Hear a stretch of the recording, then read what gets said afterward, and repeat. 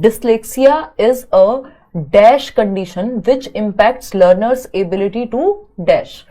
अपठन वैकल्य या डिस्लेक्सिया जो है एक कैसी स्थिति है जो शिक्षार्थी की किस अवस्था को या किस क्षमता को प्रभावित करती है? तो पढ़ने की क्षमता को प्रभावित करती है, ये हमें पता है। डिस्लेक्सिया रीडिंग डिसऑर्डर है। ईशान अवस्थी याद कीजिए, तारे जमीन पर मूवी में जो कैरेक्टर हैं जिनके टीचर जो हैं वो बनते हैं आमिर खान, और बम बम बोले और वो सारे गाने हमने सुने, नहीं देखी है तो देख लीजिएगा। टीचिंग के लिए बड़ा एक अच्छा सा मैसेज है उस मूवी में, है ना। मूवीज के एग्जांपल मैं बहुत बार लेती ही हूँ। रीडिंग की अगर हम बात करें, और रीडिंग में डिसेबिलिटी या रीडिंग में दिक्कत होने की वजह से कई बार लिखने में भी समस्या हो जाती है डिस्लेक्सिक बच्चे को, तो ये भी हमें ध्यान रखना है। अगर रीडिंग का ऑप्शन ना हो तो राइटिंग के साथ भी हम जा सकते हैं। रीडिंग एंड राइटिंग दोनों में दिक्कत आ सकती है, ये एक बेसिक सी बात है। डिस्लेक्सिया क्या है? एक न्यूरोलॉजिकल डिसऑर्डर है ना। न्यूरोलॉजिकल, न्यूरो डेवलपमेंटल डिसऑर्डर भी कह देते हैं इसको, कि कुछ हद तक इसमें हेरिडिटी भी जिम्मेदार है। कई बार कुछ फिक्स नहीं है, कुछ क्लियर नहीं है, हर केस में पता नहीं लग सकता, लेकिन हेरिडिटरी यानी जेनेटिक्स का भी रीजन हो सकता है, एनवायरमेंट का भी हो सकता है, डेवलपमेंटल, इसीलिए इसको न्यूरो डेवलपमेंटल हम कह रहे हैं, ठीक है ना। तो न्यूरोलॉजिकल यानी तांत्रिकीय जो है विकार कहेंगे इसको, और ध्वनियों को प्रतीकों के साथ जोड़ने में दिक्कत होती है। लिंक साउंड्स विद सिंबल्स यानी फोनोलॉजिकल कनेक्शन बनाने में, फोनोलॉजिकल अवेयरनेस में प्रॉब्लम होती है कि किस वर्ड, किस साउंड के साथ कौन सा वर्ड बन पाएगा। जैसे डिस्लेक्सिक बच्चा 100 को वॉज लिख सकता है क्योंकि रिवर्स राइटिंग की इसमें दिक्कत हो सकती है। Neuro term myopia is associated with which category of children? Myopia शब्द किस श्रेणी के बच्चों से संबंधित है? ये 2018 में ओटेट में पूछा जा चुका है, तो ऐसा नहीं आप ये सोचें कि ये कैसा क्वेश्चन है, बिल्कुल पूछा जा सकता है ना। बच्चे की जो इंक्लूसिव एजुकेशन है या लर्निंग डिसेबिलिटीज हैं उसी के आसपास की बात है, ठीक। तो अगर हम देखें, myopia is associated with which category of children? Mentally retarded. Mentally retarded हम उन बच्चों को कहेंगे जिनका मानसिक स्तर जो है वो नॉर्मल से नीचे है ना। 25 IQ है किसी का, 50 IQ है, हमारे भी 3 तरीके के होते हैं, तो ये मेंटली रिटार्डेड नहीं है, बच्चा मानसिक रूप से पीछे नहीं है।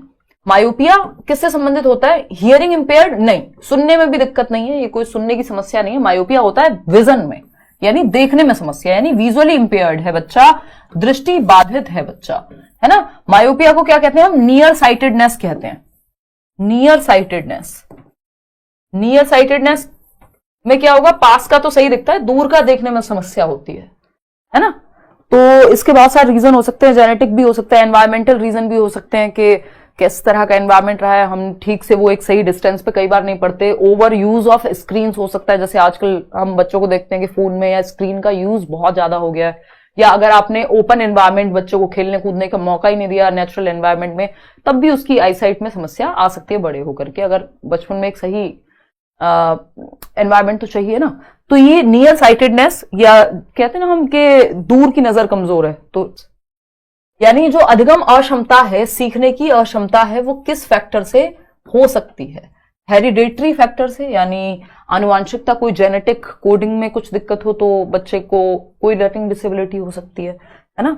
ऑटिज्म की अगर हम बात करें, हालांकि वो डेवलपमेंटल डिसेबिलिटी है, या फिर अगर हम बात करें डिस्लेक्सिया की भी, तो उसमें भी कुछ हद तक जेनेटिक एस्पेक्ट भी हो सकता है। फिजियोलॉजिकल तो जेनेटिक या हेरिडिटरी फैक्टर हो सकता है ना। फिजियोलॉजिकल फैक्टर्स, शारीरिक विकार, कोई अंग ही ठीक से डेवलप नहीं हुआ उसकी वजह से दिक्कत है, तो ये भी हो सकता है। एनवायरमेंटल फैक्टर, एनवायरमेंट में भी न्यूट्रिशन से लेके बहुत सारी चीजें हो सकती हैं जिसकी वजह से कुछ एक डिसेबिलिटी क्रिएट हो जाए। अलग अलग तरह की डिसेबिलिटीज हैं, तो ये चारों ही बातें सही हैं जो आप लोग सही जवाब दे भी रहे हैं। उपरोक्त सभी 90% लोग यही जवाब दे रहे हैं जो कि सही है। आरूज इंटेलिजेंस टेस्ट, आरू एक बच्ची है, उसका intelligence test indicates that she is average to above average intelligent, यानी उसका जो IQ है, उसका जो इंटेलिजेंस टेस्ट है वो बताता है कि बच्ची औसत या औसत से अधिक, यानी 90 से 110 या 110 से 120 के बीच में भी उसका IQ हो सकता है। एवरेज बच्चे का IQ होता है 90 से 110, तो इतना तो उसका है ही, और अबव एवरेज के अराउंड ही है, वो थोड़ा एवरेज से ऊपर ही है, ठीक। However her grades in reading, spelling, social sciences and science are very low, लेकिन फिर भी बच्ची के जो ग्रेड्स हैं, जो नंबर हैं, वो पढ़ने में स्पेलिंग मिस्टेक्स उसकी बहुत होती है, पढ़ने में दिक्कत है उसको, सोशल साइंसेज जो कि पढ़ने और लिखने का विषय है उसमें दिक्कत आती है, साइंस में भी कई बार दिक्कत आती है, इन्हीं सब चीजों की वजह से। Her maths grades are quite high and her writing skills are adequate. लिख ठीक लेती है, मैथ्स में भी ठीक है स्थिति, बस पढ़ने और स्पेलिंग रिलेटेड, लैंग्वेज रिलेटेड चीजों में प्रॉब्लम आती है। तो जो ये पारुल है या जो भी आरू नाम है मान लीजिए बच्ची का, तो आरू को क्या समस्या है ये पूछा है। डिसकैलकुलिया है, जब कैलकुलेशन में तो दिक्कत नहीं है, मैथ्स तो परफेक्ट है। डिसग्राफिया है, हाँ लिखने में दिक्कत होती है लेकिन रीडिंग में भी दिक्कत है। तो लिखने में सब जगह दिक्कत होती तो फिर मैथ्स में भी गलत लिखती वो, तो ये तो नहीं हो सकता। Dyslexia is the right word. यहां पे डिस्फेजिया जो है लैंग्वेज को प्रोसेस करने का डिसऑर्डर है। इसको हमने बनाया है रोमियो को। Romeo is a boy with a hearing impairment. Romeo एक बच्चा जिसको सुनने में दिक्कत है ना, श्रवण दोष है। सोनियो इज अ नॉर्मल बॉय। ये रोमियो और सोनियो हमारे द्वारा ही बनाए गए हैं, निशा हंस रही है इस पे, है ना। मेरा मन तो किया सुजुका और नोबिता डालूं, बट फिर मुझे लगा यहाँ पे ज्यादा सीरियस बात चल रही है, ऐसी हंसी मजाक की बातें नहीं करनी चाहिए। Romeo is a boy with a hearing impairment, Sonio is a normal boy. Both get enrolled into the same school. Same school में चले जाते हैं सोनियो और Romeo. What do we call such types of schools?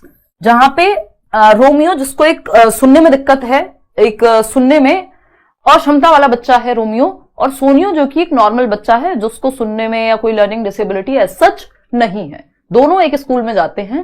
तो आपको बताना है कि हम ऐसे स्कूल्स को क्या कहेंगे जहां रोमियो भी है और सोनियो भी है, यानी जिसको एक बच्चा जो जिसको डिसेबिलिटी है कोई, और एक बच्चा जो नॉर्मल बच्चा है जिसको डिसेबिलिटी नहीं है। फटाफट से बताइए, फिर हम आगे बढ़ेंगे। कोई कह रहा है 46 लाख की सब्सक्राइबर की शुभकामनाएं आपको, 5 मिलियन में सपोर्ट करके लेट्स लर्न के द्वारा बताया है।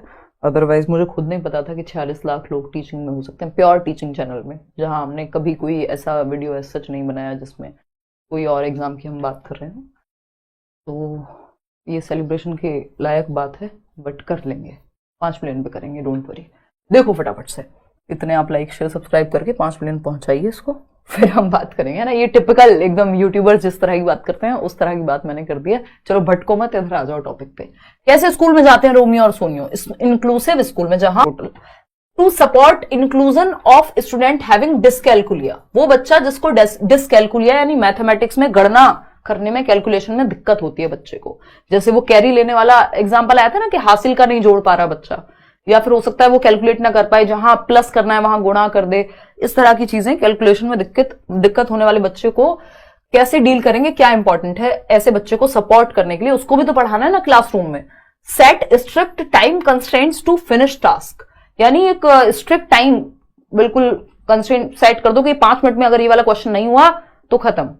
तो उसको वैसे ही दिक्कत होती है, वैसे एंग्जाइटी, वैसे ही दिक्कत है उसको, कैलकुलेशन वाले काम उससे वैसे ही उसको परेशानी, डिफिकल्टी महसूस होती है, और आपने टाइम और बांध दिया तो वो डर जाएगा। तो ये तो गलत तरीका है। Provide visual calculators and math apps to such students, ये बात हमें सही लग रही है, 55% लोग सही जवाब दे भी रहे हैं। Include additional content to overshadow relevance in text context, मतलब बहुत ज्यादा कंटेंट को ऐड कर लो, बेवजह अतिरिक्त सामग्री को, ये वो इधर उधर की बातें हैं, ये आपको डिस्ट्रैक्ट करने के लिए यूज, ऐसे ऑप्शंस को डिस्ट्रैक्टर्स कहा जाता है ना। यूज ओनली स्टैंडर्डाइज्ड वेज, ये स्टैंडर्डाइज्ड वर्ड बिल्कुल भी अच्छा नहीं है सुनने में का, बात सही है। तो यहां पे provide visual calculators and math apps to students. Neurological developmental coordination disorder leads to learning disabilities in children. बताइएगा, लिखा हुआ कोऑर्डिनेशन। जब भी कोऑर्डिनेशन की बात आ जाए तो समझ जाना कि कुछ ना कुछ चलना फिरना, मूवमेंट की बात हो रही है ना। कौन सा न्यूरोलॉजिकल विकासात्मक समन्वय विकार बच्चों में सीखने की अक्षमता का कारण बनता है? न्यूरोलॉजिकल डेवलपमेंटल कोऑर्डिनेशन, यानी अपने जो बॉडी है उसमें मान लीजिए हैंड्स हैं, आईज हैं, या चलना फिरना है, उसके कोऑर्डिनेशन में, समन्वयन में, बैलेंस करने में दिक्कत आ रही है, यानी फिजिकल प्रॉब्लम होगी कुछ ना कुछ, है ना। डिस्पेप्सिया तो यहां पे सेंसलेस है क्योंकि ये डाइजेशन से रिलेटेड है। अपच लिखा भी हुआ है उधर हिंदी में, है ना, ये डाइजेशन रिलेटेड है, ये यहां पे डिसऑर्डर वो वाला है ही नहीं। डिसअर्थरिया होता है कि आपके उन ऑर्गन्स में दिक्कत है या उन मसल्स में दिक्कत है जहां से आप स्पीच यानी साउंड को क्रिएट करते हैं बोलने में, तो ये आपके काम का अगेन नहीं है, ठीक। डिस्प्रैक्सिया यहाँ पे सही बात है, क्योंकि यहाँ पे मसल कोऑर्डिनेशन में दिक्कत होती है बच्चे को, जैसे बटन लगाना, हो सकता है चोटी बनाने में भी दिक्कत हो, शू के लेसेस जो है फीते बांधने में दिक्कत हो सकती है, पेन पकड़ने में दिक्कत हो सकती है। तो उसकी न्यूरोलॉजिकल डेवलपमेंटल डिसऑर्डर है, जिसकी वजह से कोऑर्डिनेट नहीं कर पाती, उसकी जो फाइन मोटर स्किल्स और ग्रॉस मोटर स्किल्स का कॉम्बिनेशन है वो बन नहीं पाता। Not the characteristic of learning disabled children. निम्नलिखित में से कौन सी सीखने में अक्षम बच्चों की विशेषता नहीं है, यानी कौन सा बच्चा लर्निंग डिसेबल्ड नहीं होगा, उनके बारे में उनके लक्षण नहीं है। परसेप्चुअल इफेक्टिवनेस यानी अवधारणात्मक प्रभावशीलता, ये भी कहीं ना कहीं पूछा जा चुका है क्वेश्चन, है ना। इमोशनल इंस्टेबिलिटी यानी भावनात्मक रूप से अस्थिरता। डिसऑर्डर ऑफ अटेंशन, ध्यान ना लगा पाना यानी एडीएचडी हो सकता है। इम्पल्सिविटी में भी एडीएचडी की समस्या आती है ना। इमोशनल इंस्टेबिलिटी कई सारे ऐसे, चाहे वो एडीएचडी हो, चाहे वो आपका फिर ऑटिज्म हो, यानी इमोशनली स्टेबल नहीं है बहुत हद तक बच्चा, ऐसा हो सकता है, तो ये भी लक्षण है। लेकिन परसेप्चुअल इफेक्टिवनेस, अवधारणात्मक प्रभावशीलता, यानी वो ठीक से परसीव कर रहा है सब कुछ, तो ठीक से परसीव करने में दिक्कत कहां, डिस्कैल्कुलिया में है, डिसलेक्सिया में है, कि वो लेटर्स का जो परसेप्शन उसके दिमाग में क्रिएट हो रहा है, हमारी सेंसेस से हमारा ब्रेन जो इंफॉर्मेशन लेके एक इमेज क्रिएट करता है, उसको हम कहते हैं परसेप्शन। ठीक में या डिसेबिलिटीज में, इंक्लूसिव एजुकेशन में तो आता ही है, ठीक है ना। क्वेश्चन नंबर 16 देखिएगा, which one of the following persons is, क्योंकि किसी भी तरह की समस्या है वो आएगी ही इंक्लूसिव एजुकेशन में। Which one of the following persons is not responsible for identifying learning disabilities, यानी निम्नलिखित में से कौन सा व्यक्ति सीखने की अक्षमताओं की पहचान के लिए जिम्मेदार नहीं है, यानी किस व्यक्ति को, अगर बच्चों को आपके लर्निंग डिसेबिलिटी है कोई भी, तो आप कैसे पहचान करेंगे भाई? एक साइकोलॉजिस्ट के पास जाएंगे, एक साइकेट्रिस्ट के पास जाएंगे, किसी एक न्यूरोलॉजिस्ट के पास या न्यूरोसाइकोलॉजिस्ट के पास जा सकते हैं, जिससे पता लगे कि बच्चे को कोई समस्या है। लेकिन डर्मेटोलॉजिस्ट के पास थोड़ी जाएंगे, पिंपल थोड़ी हुआ है जो डर्मेटोलॉजिस्ट के पास जाएंगे, है ना। तो त्वचा विशेषज्ञ के पास थोड़ी जाएंगे अगर लर्निंग डिसेबिलिटी है तो, क्योंकि वो तो आपके ब्रेन और उसके कोऑर्डिनेशन से संबंधित है, त्वचा से थोड़ी संबंधित है। तो डर्मेटोलॉजिस्ट के पास जाना सेंसलेस है।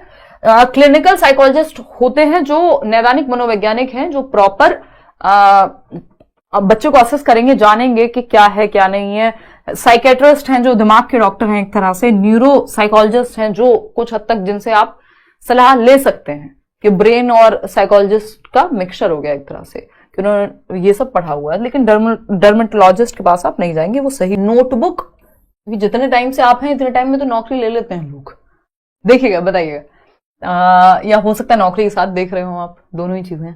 अ child's notebook shows errors in writing like reverse images, mirror imaging, such a child is showing signs of. एक बच्चा है जिसकी नोटबुक में गलतियां दिखाई देती हैं, जैसे रिवर्स इमेज, यानी उल्टा, जैसे मान लीजिए 100 लिखा हुआ है तो उसकी नोटबुक में आपको ये सब उल्टा नजर आ सकता है। मैं बना भी नहीं पा रही हूं, है ना। इस तरह की रिवर्स राइटिंग हो सकती है। वाओ, मैंने तो बहुत अच्छा लिख दिया, है ना। तो 100 को वॉज को 100, है ना, रिवर्स राइटिंग हो सकती है, ठीक है ना। वाह वाह वाह, बहुत बढ़िया बहुत बढ़िया। कह रहे हैं क्या पता आपको देखने के लिए देख रहे हो क्लास, आ जाओ आ जाओ, है ना। मुंह तो मैं 4 दिन में धोती हूँ क्लास के लिए, मतलब लिटरली नहीं, दिल पे मत ले जाना, मतलब इतनी कोई तैयारी करके नहीं आती हूँ कि आ जाओ। लर्निंग डिसेबिलिटी, सीखने की अक्षमता। लर्निंग डिफिकल्टी, देखो डिफिकल्टी किसी भी कारणवश हो सकती है, और ये हमें साफ साफ नजर आ रहा है कि या तो बच्चे को डिस्ग्राफिया है या अगर लिखने में दिक्कत है तो हम कहेंगे डिस्ग्राफिया है, बट डिसलेक्सिया भी होगा इस बच्चे को, क्योंकि रिवर्स में वो पढ़ता है और फिर रिवर्स में ही लिखना शुरू कर देता है, ठीक है ना। तो ये लर्निंग डिसेबिलिटी है, ना कि डिफिकल्टी। डिफिकल्टी तो किसी भी प्रकार की हो सकती है ना, हो सकता है उसको कुछ समझ में ना आए तब भी डिफिकल्टी हो सकती है, ठीक है ना। तो ये तो होगा नहीं। लर्निंग प्रॉब्लम, तो प्रॉब्लम तो कोई भी हो सकती है। अगेन लर्निंग डिसएडवांटेज नहीं, जब सही शब्द हमारे पास है लर्निंग डिसेबिलिटी, एलडी जिसको हम कहते हैं, सीखने की अक्षमता है बच्चे को। दृष्टि आंशिक है उसकी, यानी ठीक से नहीं देख पाता, थोड़ा कम है क्षमता, या हाफ देख पाता है, जो भी है पार्शियल है बेसिकली, कंप्लीटली विजन में दिक्कत है।